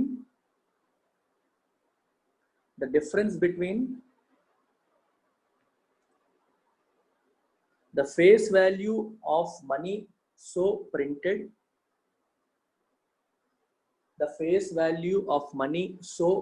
and అలా ప్రింట్ చేయబడ్డ మనీ యొక్క ఫేస్ వాల్యూ అంటే దానిపైన ఉన్న value, and the cost to produce it,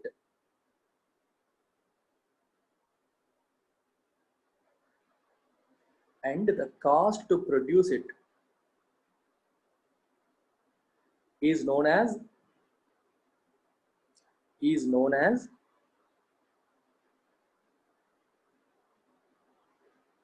అది రాసుకోండి, సీనియరేజ్.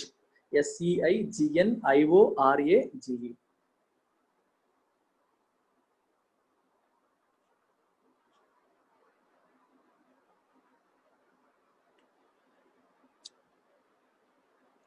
Seniorage is known as seniorage.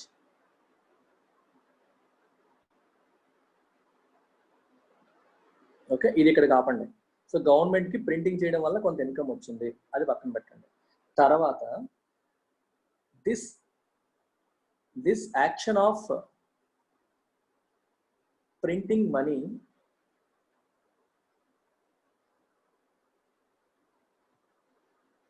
increases the money supply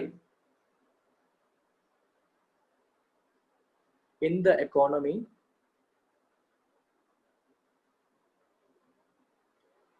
leading to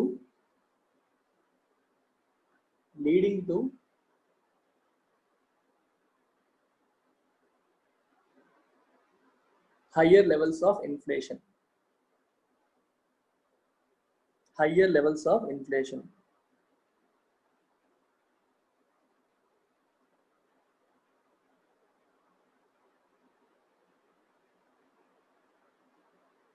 Higher levels of inflation.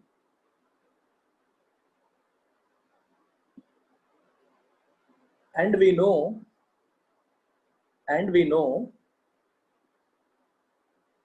that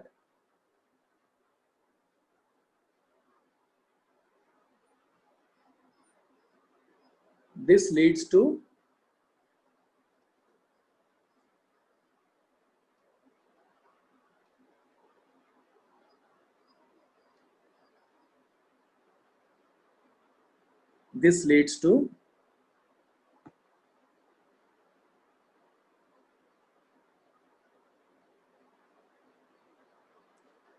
reduction in the purchasing power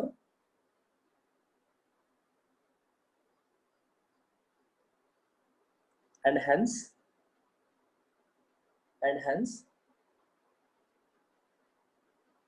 value of the currency held by public, held by common people.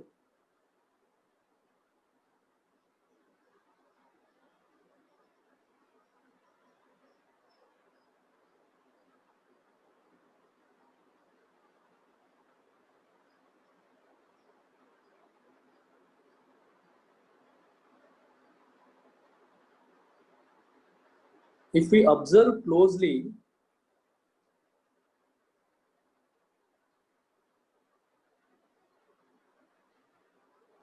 government is getting benefited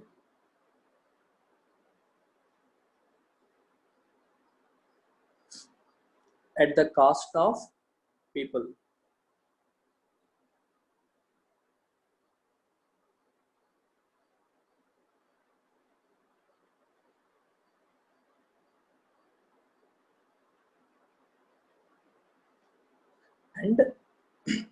And inflation,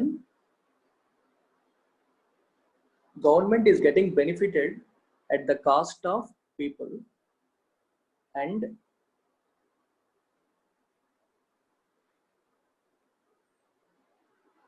inflation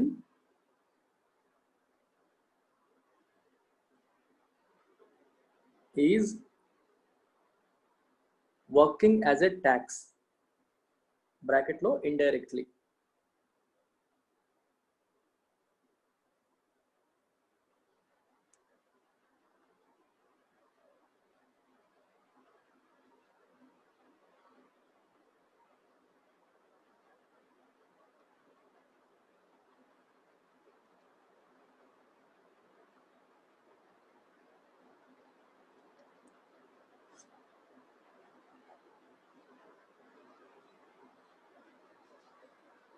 అర్థమైందా?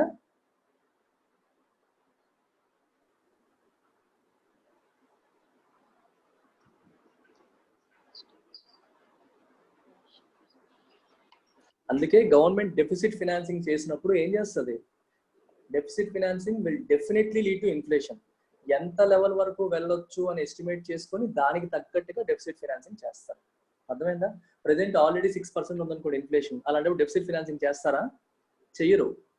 ఏమవుతుంది? Inflation ఇంకా పెరిగిపోతుంది. Inflation అనేది ఇంకా పెరిగిపోతుంది అలా చేసినప్పుడు. అదే ఇన్ఫ్లేషన్ లెవెల్స్ బాగా తక్కువ ఉన్నాయి అనుకోండి, ఓకే గవర్నమెంట్ అనుకుంటుంది ప్రజెంట్ తక్కువే ఉంది, ఒకవేళ ఇప్పుడు నేను మానిటైజ్ చేసినా సరే even if it leads to higher inflation that is still manageable. నిన్న ఆర్టికల్లో అదే చెప్పారు, as long as inflation is under control there is no problem in monetising the deficit అన్నారు. అందుకే మీరు ఎప్పుడైనా ఆన్సర్ రాసినప్పుడు ఏదన్నా ప్రాబ్లమ్ కి సొల్యూషన్ కింద government can go for monetisation అన్నారు అనుకోండి. మానిటైజేషన్ అర్థం ఏంటి? either printing currency or creating electronic entry. Monetise చేశారు అన్నారు అనుకోండి, ఎప్పుడు గుర్తుపెట్టుకోండి, మైండ్ లో మీకు ఇమీడియట్ గా రావాలి ఏంటది? దాంతో పాటు ఇన్ఫ్లేషన్ వచ్చేస్తుంది. As long as inflation is under control అని పెట్టారు అనుకోండి, చెక్ పాయింట్ అనమాట, రిస్క్ లేదు. మీరు సలహా ఇచ్చినప్పటికీ ఇమీడియట్ గా పేపర్ దిద్దేవాడికి అది అనిపిస్తుంది ఇన్ఫ్లేషన్ ఏమవుతుంది. As long as inflation is under control అంటే అక్కడ కంట్రోల్ అయిపోతుంది. అప్పుడు పరిస్థితులు బట్టి మనం వెళ్ళాలి. క్లియర్? సో అక్కడే లాస్ట్ పాయింట్ రాసాను. Inflation is always the level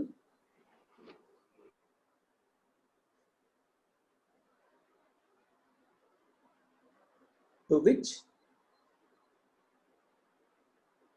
the government may go for deficit financing. Inflation is always the level to which the government may go for deficit financing.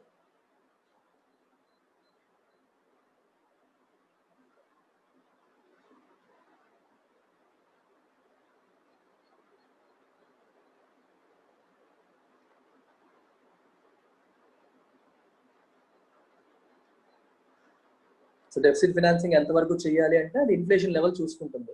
Acceptable level of inflation ఏది అంతవరకు మాత్రమే చేస్తారు. అంటే ఎంత supply పెంచితే ఎంత inflation వచ్చే అవకాశం ఉందని ఎస్టిమేషన్స్ వేసుకొని చెక్ చేసుకుంటూ వెళ్తారు అన్నమాట.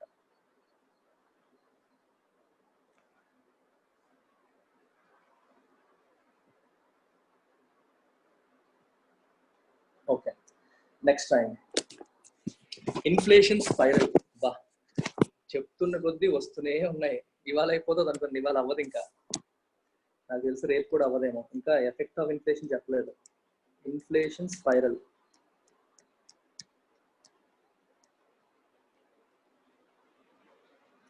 ఇన్ఫ్లేషన్ స్పైరల్ కి మేము మంచి ఎగ్జాంపుల్ చెప్తాను. So let's look at the relation between wages and inflation. Okay, look at this. ఇది ఇన్ఫ్లేషన్ అనుకోండి. వేజెస్ అనుకోండి, అంటే వేతనాలు, శాలరీస్ అనుకోండి. ఓకేనా? సో జనరల్గా ఇన్ఫ్లేషన్ పెరుగుతుంది అనుకోండి, ఎంప్లాయీస్ ఏం అడుగుతారు? జీతం పెంచమని అడుగుతారా లేదా? They will ask for higher wages.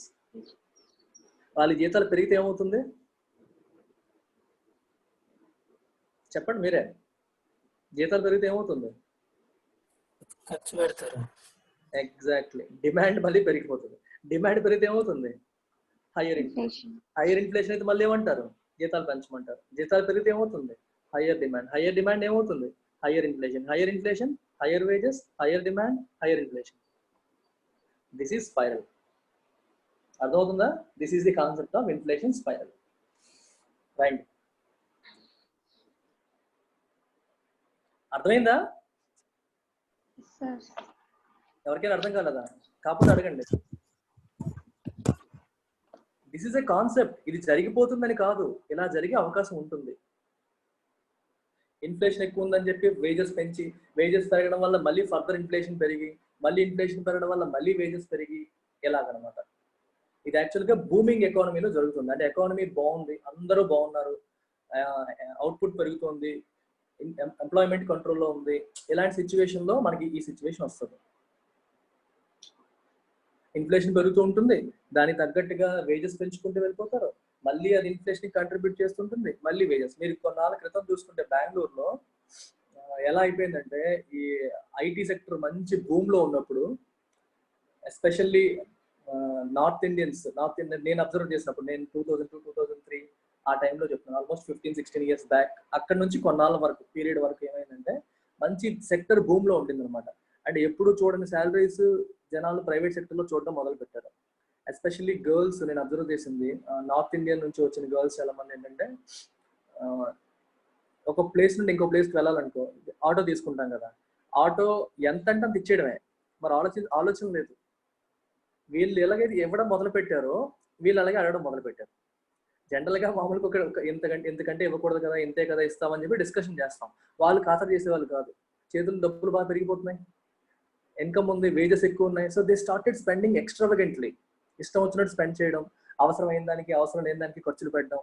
దీనివల్ల ఏమవుతుంది? నాన్ ఎసెన్షియల్ గుడ్స్ రేట్లు కూడా పెరిగిపోతూ ఉంటాయి. ఎసెన్షియల్ ఎలాగూ అవసరాన్ని బట్టి కొంటూ ఉంటారు, నాన్ ఎసెన్షియల్ కూడా పెరిగిపోతాయి because of higher wages in the సిస్టంలో వేజెస్ ఎక్కువగా ఉండడం వల్ల, and that is leading to inflation. ఇది మనం చూస్తూనే ఉంటాం చాలాసార్లు. Right?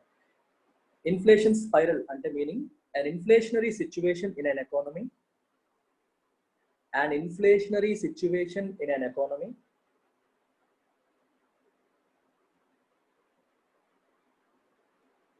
which results out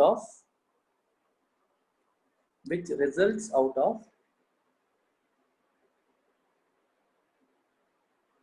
a process of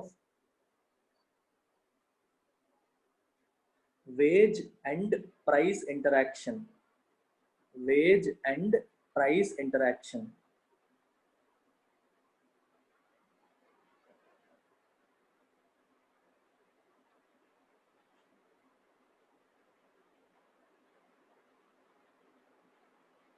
okay, బ్రాకెట్లో రాయండి. బ్రాకెట్లో రాసేదే important. when wages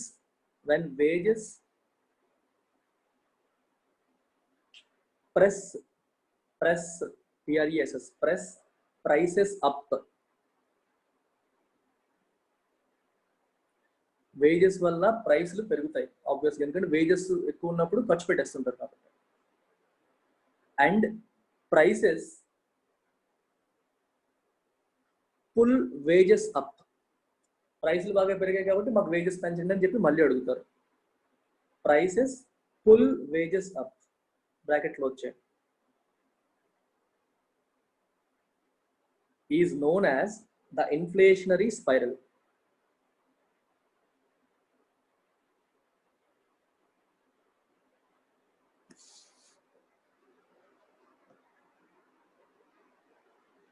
It is also known as wage price spiral. Wage hyphen price spiral.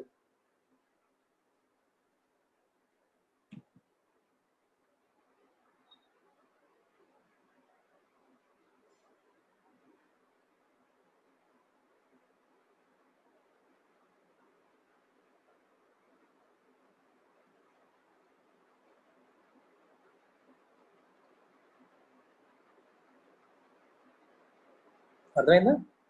Is also known as wage price spiral. ఇప్పుడు దీన్ని బట్టి మీరు ఒకటి చెప్పాలి, డిఫ్లేషనరీ స్పైరల్.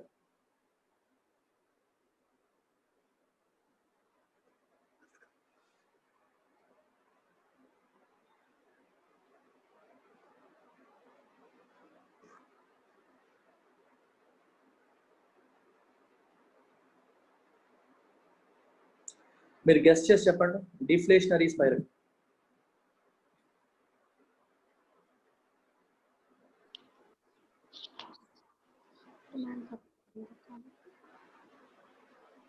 సో ఇన్ఫ్లేషన్ తక్కువ, డిఫ్లేషన్ ఉన్నప్పుడు డిమాండ్ తక్కువ ఉంటుంది. డిమాండ్ తక్కువ ఉన్నప్పుడు ఆటోమేటిక్గా వేజెస్ కూడా తక్కువగా. సో నెక్స్ట్ లింక్ సరిగ్గా ఎస్టాబ్లిష్ అవ్వట్లేదు. చూడండి, ఉన్న ఇన్ఫ్లేషన్ కి వేజెస్ అంటే పెంచకుండా ఉంటే ఆటోమేటిక్ గా ప్రైసెస్ కంట్రోల్కి వస్తాయి సార్.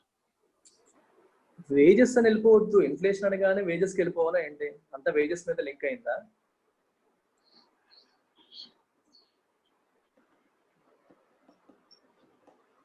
థింక్ చేయండి.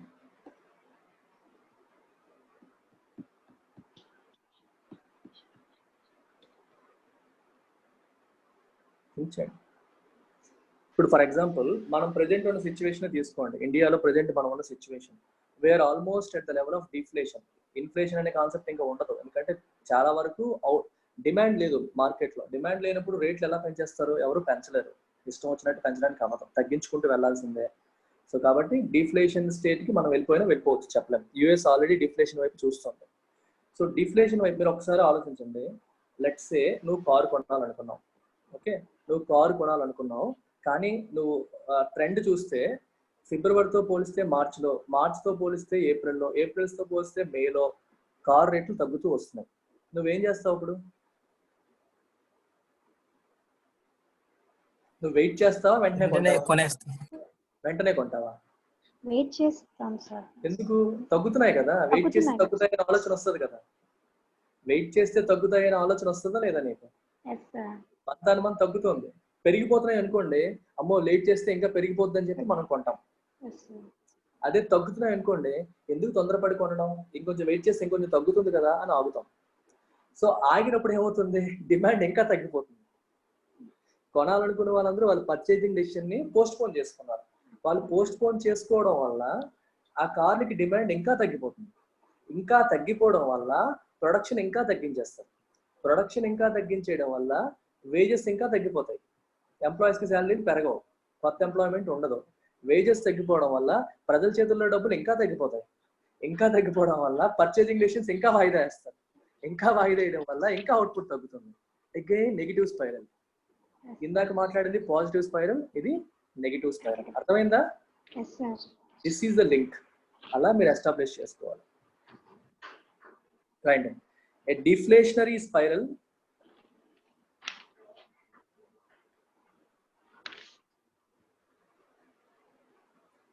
is when price levels decline,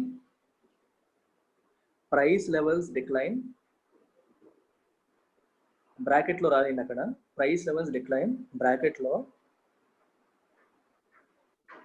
leading to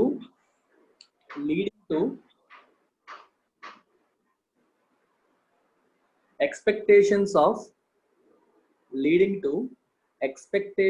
of further reduction and hence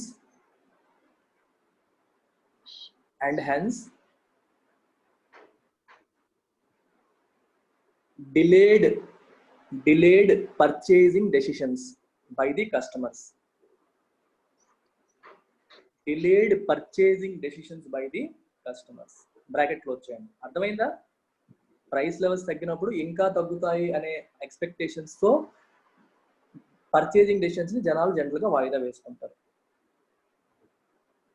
bracket close చేసి కామా పెట్టి లీడింగ్ టు లోవర్ ప్రొడక్షన్. ఎందుకంటే సేల్స్ తగ్గిపోతాయి కదా, కాబట్టి lower production. And lower production వల్ల ఏమవుతుంది, రెడ్యూస్డ్ వేజెస్, శాలరీలు తగ్గిపోతాయి. Reduced wages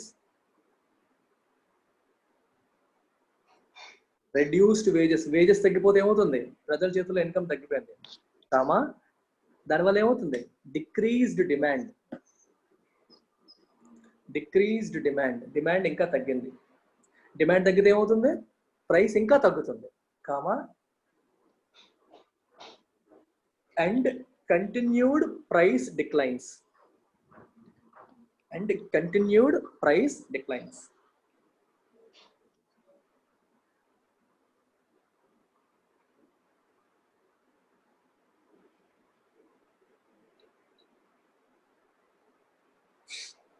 Got it? Yes. కింద రాయండి. Deflation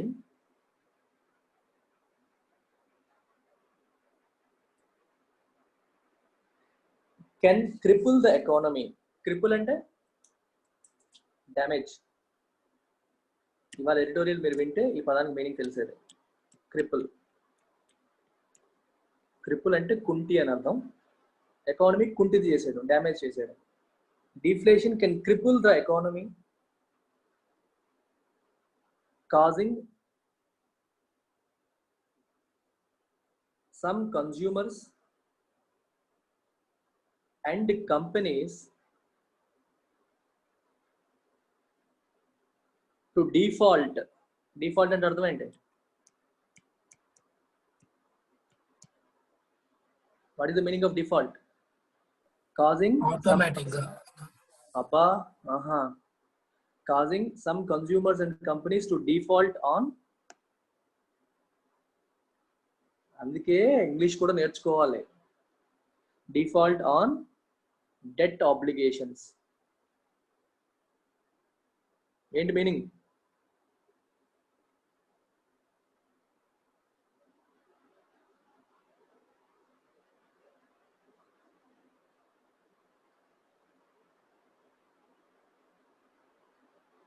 exactly, unable to pay చేయకపోవడం. మీరు ఈఎంఐ కట్టట్లేదు. ఎందుకు? మీ దగ్గర జీతాలు తగ్గిపోయి ఇన్కమ్ ఆగిపోయింది. సో మీరు కట్టాల్సినవి కట్టరు, డిఫాల్ట్ చేస్తారు. డిఫాల్ట్ చేయడం అంటే టు నాట్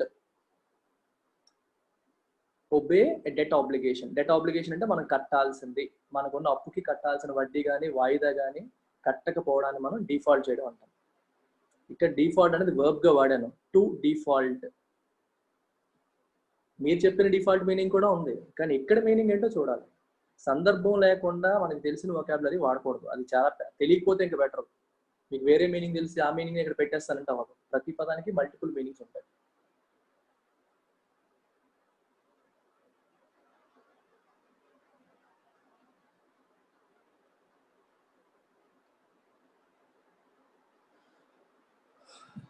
ఓకేనా?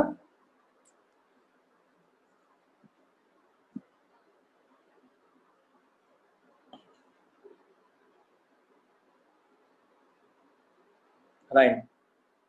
Next, inflation accounting.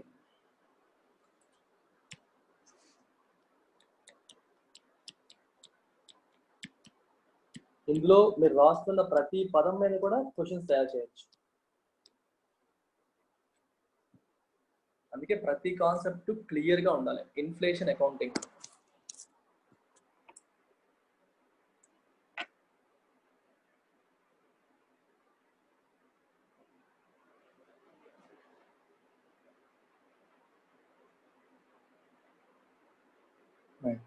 ఇది జనరల్ గా ఇన్ఫ్లేషన్ అకౌంటింగ్ అంటే మీకు చెప్తాను.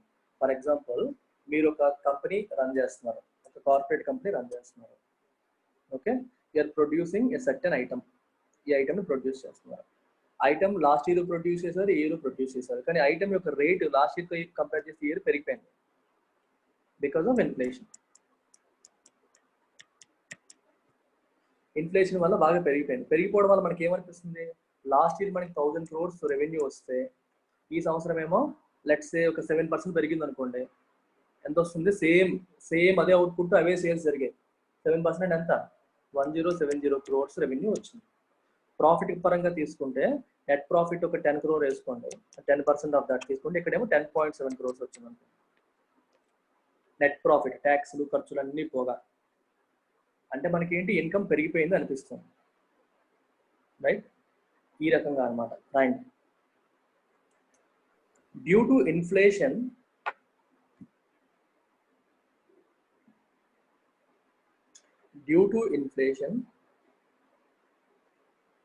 the profit of firms or companies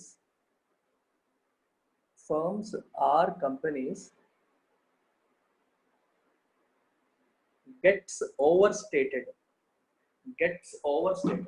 మీకు ఇది జీడిపి డిఫ్లేటర్ కాన్సెప్ట్ చెప్పినప్పుడు చెప్పాను, గుర్తుందా? GDP deflator, do you remember? GDP at current prices versus GDP at current prices లో ఏమవుతుంది, ఇన్ఫ్లేషన్ తో కౌంట్ అయ్యి వచ్చేస్తుంది, అందువల్ల మనకి ఎక్కువ అనిపిస్తుంది. మీకు అప్పుడు ఎగ్జాంపుల్ కూడా రాశాను, 1000 tons ఐరన్ ప్రొడ్యూస్ చేస్తుంది కంట్రీ అంటే అప్పటికి 1000 tons రేట్ ఎంత, ఇంతకు ముందు, ఇప్పుడు ఎంత? ఇప్పుడు రేటు పెరిగిపోవడం వల్ల మనకి ఎక్కువ వచ్చింది అనిపిస్తుంది తప్పితే అవుట్పుట్ ఏమీ పెరగలేదు. అవుట్పుట్ సేమ్ ఉన్నప్పుడు రియల్ గా పెరిగినట్టు కాదు అని చెప్పాను అక్కడ. ఇక్కడ కూడా అంతే, కంపెనీ గ్రో అవుతుందంటే వాళ్ళ అవుట్పుట్ పెరుగుతున్నట్టు, అంటే వాళ్ళ సర్వీసెస్ ఎక్కువ మంది వినియోగించుకుంటుంటే పెరుగుతున్నట్టు. ఇప్పుడు నేనున్నాను, నాకు లాస్ట్ ఇయర్ 30 స్టూడెంట్లు వచ్చారు, ఈ ఇయర్ 30 స్టూడెంట్లు వచ్చారు అనుకోండి. లాస్ట్ ఇయర్ కంటే ఇయర్ ఫీజు ఎక్కువ పెట్టడం వల్ల నేను ఎక్కువ సంపాదించవచ్చు, కానీ నెంబర్ ఆఫ్ స్టూడెంట్స్ జాయిన్ అయింది తక్కువ. So I should not take it as an achievement, అలా చెప్తున్నాను.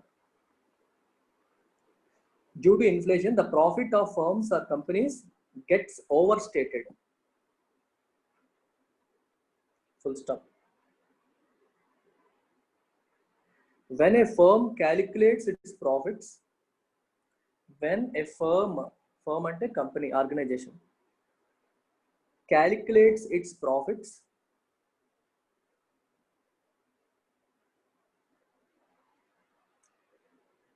after adjusting the effects of current level of inflation,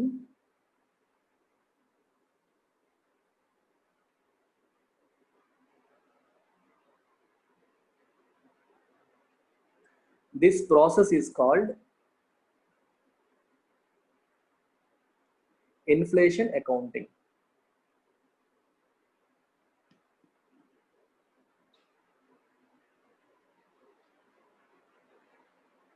ఎలా చేయొచ్చు? బేస్ ఇయర్తో కౌంట్ చేసుకోవచ్చు. దానిలాగే జీడిపి డిఫ్లేటర్ లాగా వీళ్ళు కూడా బేస్ ఇయర్తో కౌంట్ చేసుకొని యాక్చువల్గా మనకి ఎంత వచ్చిందని క్యాలిక్యులేషన్ చేయొచ్చు. ఇలా చేసే ప్రాసెస్నే మనం ఇన్ఫ్లేషన్ అకౌంటింగ్ అంటాం. Such profits are the real profits of the firm. Such profits are the real profits of the firm.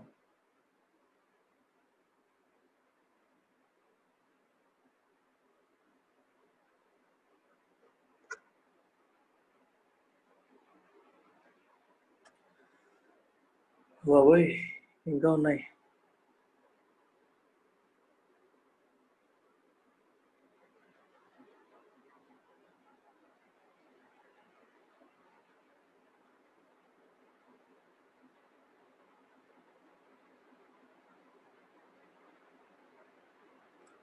Next concept.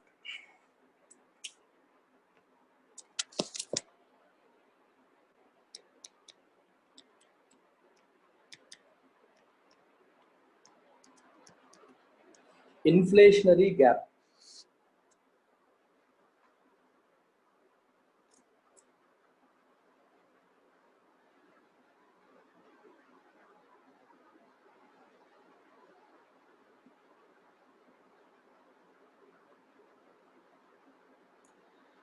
An inflationary gap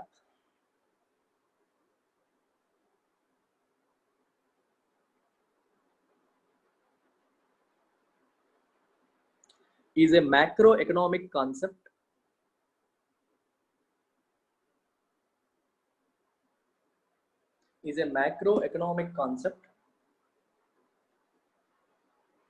that measures the difference between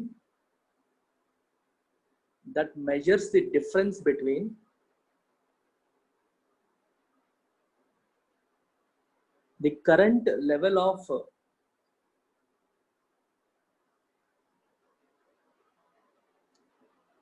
real GDP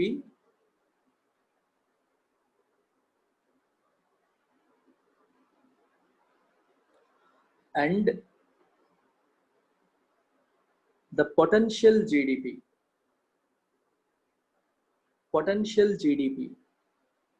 and రాసి bracket లో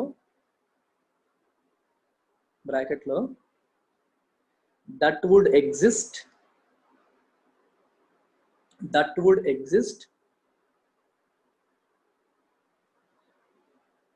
if an economy was operating at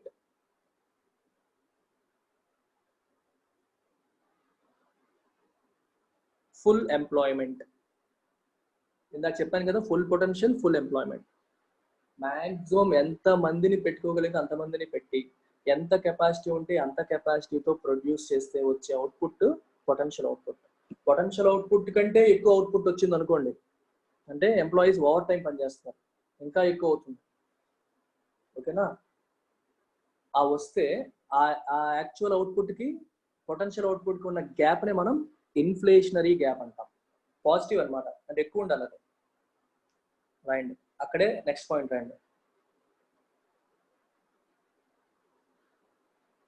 If the gap is to be considered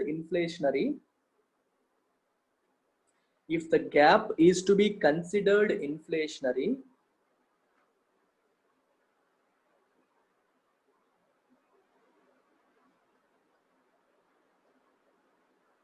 the current real GDP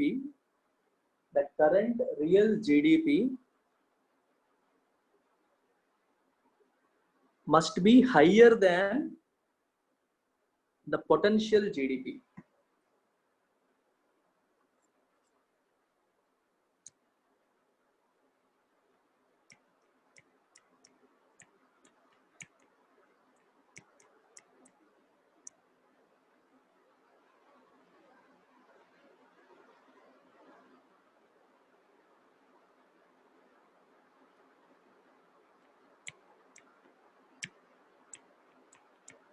okay, country యొక్క potential GDP black line అనుకోండి, red line ఏమో actual GDP అనుకోండి.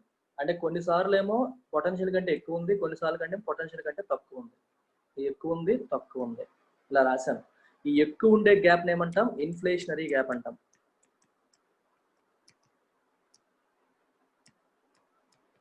ఈ తక్కువ ఉన్న దాన్ని డిఫ్లేషనరీ గ్యాప్ అంటాం.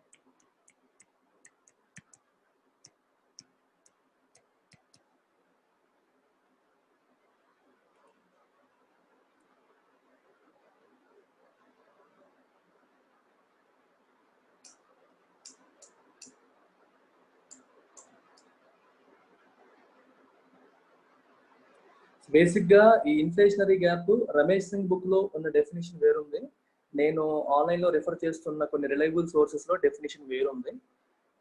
నా వరకు ఇంకా ఇంటర్నెట్ లో నేను చెక్ చేసింది కూడా చాలా ఎక్కువ ప్లేసెస్ లో ఆన్లైన్ సోర్సెస్ కరెక్ట్ గా ఉంది. అందుకని I'm not taking Ramesh Singh definition, I'm taking Investopedia definition. ఈ బొమ్మ వేసేస్తే మీకు డిఫ్లేషనరీ గ్యాప్ కూడా అర్థమైపోతుంది, మళ్ళీ ఇక్కడ రాయక్కర్లేదు. మరొక్కసారి చెక్ చేస్తాను, ఇది మీరు కూడా కావాలంటే చెక్ చేయండి. Will figure it out.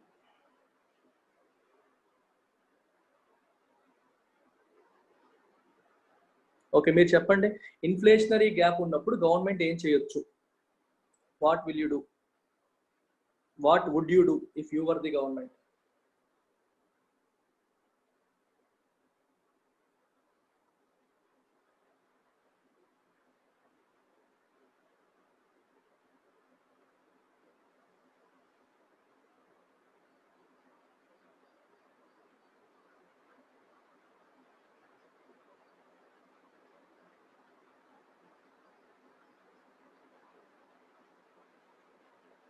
Just think చేయండి. ఎందుకు ఎంతసేపు ఆలోచిస్తున్నారా? ఈజీయే కదా. ఒకసారి చూడండి, పొటెన్షియల్ అవుట్పుట్ ఏమో లెట్స్ సే 1000 టన్స్ అనుకోండి. అని ఏదో ఒక ప్రొడక్ట్, ఇది ఏదైనా వద్దు, ఏదో ఒకటి 1000 టన్స్ అనుకోండి. యాక్చువల్ అవుట్పుట్ ఏమో 1200 టన్స్ అనుకోండి. ఇన్ఫాక్ట్ జీడిపి కింద తీసుకోవాలి కదా, పొటెన్షియల్ అవుట్పుట్ ఏమో ఇది. 1 సెకండ్.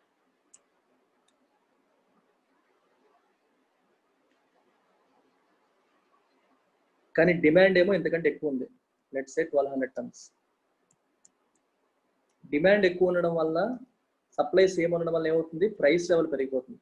ప్రైస్ లెవెల్ పెరిగిపోవడం వల్ల ఏమవుతుంది, ఈ 1000 టన్స్ కి జనరల్ గా వచ్చే ఇన్కమ్ కంటే ఎక్కువ ఇన్కమ్ వచ్చేస్తుంది. ఆ ఎక్స్ట్రా ఇన్కమ్ ఇన్ఫ్లేషనరీ గ్యాప్. ఇది పెరిగిపోదు, ఇది అంతే ఉంటది. కానీ ప్రైస్ లెవెల్స్ పెరిగిపోయాయి. జనాల దగ్గర డబ్బులు ఎక్కువ ఉండి ఎక్కువ కొనేయడం వల్ల, అంటే మార్కెట్ లో అందుబాటులో ఉన్న అవుట్పుట్ కంటే ఓవరాల్ డిమాండ్ ఎక్కువ ఉంది. And that will lead to higher price.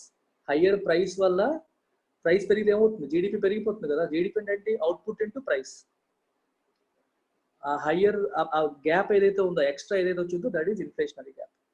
అలా అన్నమాట.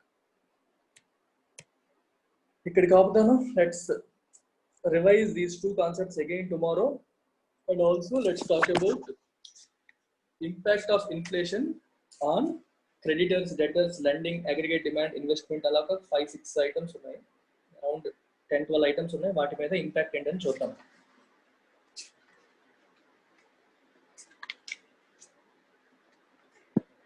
అది అయ్యాక ఇంకొన్ని ఇండెక్స్ ఉన్నాయి, producer price index, housing price index, అవన్నీ మాట్లాడదాం. అలాగే different committees, Chakravarthy committee, Rangarajan committee, Tarapore committee, inflation కి సంబంధించి వాళ్ళు ఏమన్నారు అనే విషయాలు మాట్లాడదాం. Service price index. ఇది అయ్యాక బిజినెస్ సైకిల్ ఉంది. బిజినెస్ సైకిల్ అంటే డెఫినేషన్, డిప్రెషన్, రికవరీ, బూమ్, ఈ పేర్లకి మీనింగ్ ఏంటనేది చూద్దాం. Maybe 2 or 3 more sessions. చాలా పెద్ద అనుకున్న దానికంటే చాలా పెద్ద చాప్టర్. క్యాపిటల్ మార్కెట్స్ ఒక రకంగా ఫాస్ట్గా అయిపోయింది. Okay guys, take care, bye. Quality Monday start చేస్తున్నాను. Upcoming Monday. ఈ మండే అనుకున్నాను, వాయిదా పడిపోయింది. అప్కమింగ్ మండే స్టార్ట్ చేస్తాను. బాయ్.